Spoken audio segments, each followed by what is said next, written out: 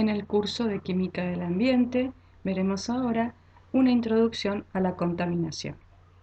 Abordaremos la importancia de estudiar la química ambiental, cuál es el fenómeno de la contaminación, la clasificación de las fuentes y sus orígenes, y las industrias más contaminantes, los riesgos sobre la salud humana y ambiental.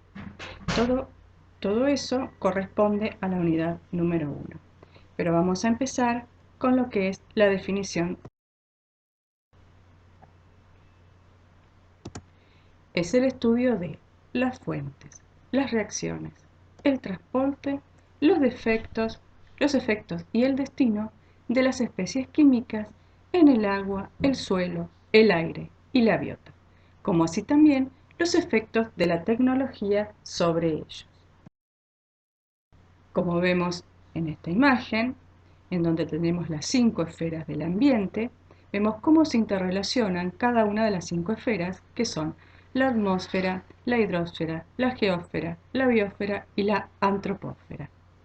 Vemos cómo pueden relacionarse, por ejemplo, la hidrosfera y la atmósfera con un intercambio de oxígeno y vapor de agua, la hidrosfera con la geósfera intercambiando agua, sales, bicarbonatos, calcio.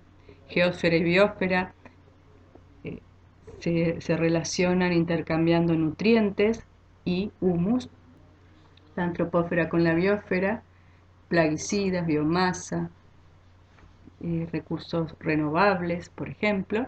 Y la atmósfera con la antropósfera, dióxido de azufre, oxígeno, nitrógeno, partículas.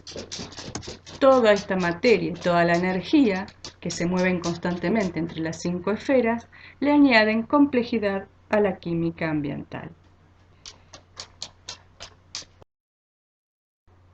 Vamos a definir contaminación como la adición de cualquier sustancia o energía al medio ambiente en cantidades que provoquen alteraciones indeseables en el aire, en el agua o en el suelo, y como consecuencia causen efectos adversos en los seres humanos, en los animales, en vegetales o en materiales. Un ejemplo claro es la contaminación de especies acuáticas por los plaguicidas. Vamos a definir contaminante. Es sustancia o energía que se encuentra presente en la naturaleza en concentraciones mayores a lo que debería ser, y como resultado de la actividad humana que tiene un efecto perjudicial en el ambiente o sobre algo de valor en el ambiente. Y de polución es la expresión biológica de la respuesta de los sistemas ambientales a la contaminación. Si vemos un modelo simplificado de polución ambiental, vemos que primero vamos a tener una fuente de poluente, un poluente que depende de la velocidad de emisión que tan perjudicial pueda llegar a ser. Ese poluente se transporta en el aire, en el agua, en el suelo, y ahí tiene que ver la velocidad del transporte y tienen que ver también las transformaciones químicas en el ambiente. Y hay una determinada cantidad de poluente que alcanza el blanco, que el blanco sería algún organismo, y vemos que también puede producirse una transferencia dentro del mismo organismo, y también puede ocurrir que no alcance al blanco ese poluente y se produzca una deposición, remoción durante el transporte. Vamos a ver cuál es la relación entre contaminación y polución. Vemos que se diferencian por presencia o ausencia de efectos basados en dosis y exposición. Entonces, por ejemplo, la contaminación. Si hay contaminación por algún contaminante en particular, si no hay efecto, entonces no hay polución.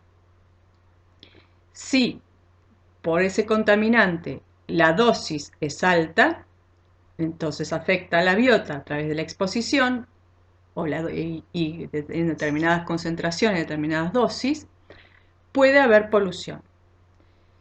Si los efectos que se producen sobre la biota son agudos o crónicos, hay polución. Entonces, si no hay efecto de la contaminación, entonces no hay polución.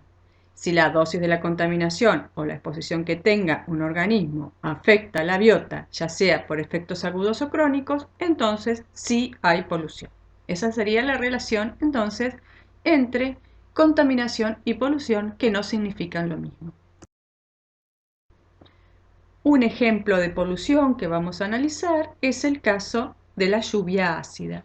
Vemos que por emisiones de vehículos, de centrales energéticas, de centrales de energía y fábricas, a través del viento y del vapor de agua que forman ácido sulfúrico, ácido nítrico, se produce la lluvia ácida, en donde los depósitos ácidos afectan a la superficie, a los lagos, a la biota en general. Por ejemplo, entonces vemos que afecta a los seres humanos en la capacidad pulmonar, en la respiración, afecta a las plantas porque la lluvia ácida las mata, vemos en caso de las hojas cómo llega a afectarlas, y también produce mortandad de peces por el elevado pH, por la elevada acidez que genera en los lagos o en las superficies de agua.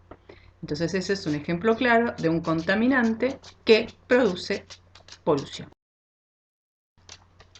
Entonces, para finalizar, lo que vamos a hacer es observar las imágenes y para cada una indicamos posibles contaminantes, ejemplos de polución que pueda producir uno de esos contaminantes, tomamos uno y decimos cuáles son qué polución puede llegar a producir ese contaminante que seleccionemos de ambas imágenes, e indicar qué esferas del ambiente son afectadas con cada posible contaminante.